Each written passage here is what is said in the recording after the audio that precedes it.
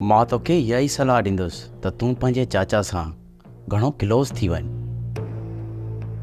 जेकॾहिं तोखे पंहिंजे सौट सां शादी करणी आहे त तूं छा थो सम्झी त मुंहिंजी सौट मूंसां शादी करण लाइ राज़ी थींदी?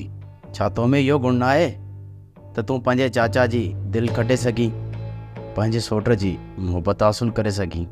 इन लाइ मूंखे हुन दर जी नौकिरी ॾियणी पवंदी। त पोइ नौकिरी ॾे। कुझु वक़्त जे लाइ हुन घर जो नौकर थियणो पवे थो त थी वञ। जेकॾहिं तूं मालिक बणजण जी कोशिशि करीं थो त पोइ चाचा जी ऐं पंहिंजे सौट जी नौकिरी ॾियणी पवंदी तोखे। शादी खां पोइ पूरी मिल्कियत जो वारिस त तूं ई बणिजी वेंदे। त पोइ कुझु वक़्त जे लाइ हुन घर जी नौकिरी ॾियण खां छो पियो लहराईं?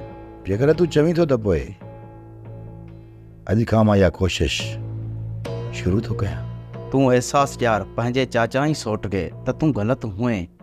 तोखे पंहिंजे ग़लतियुनि जो अहसासु थी वियो आहे ऐं हाणे तूं घणो बदिलजी चुको आहीं। हा कामरान, मां ईअं ई कंदुसि।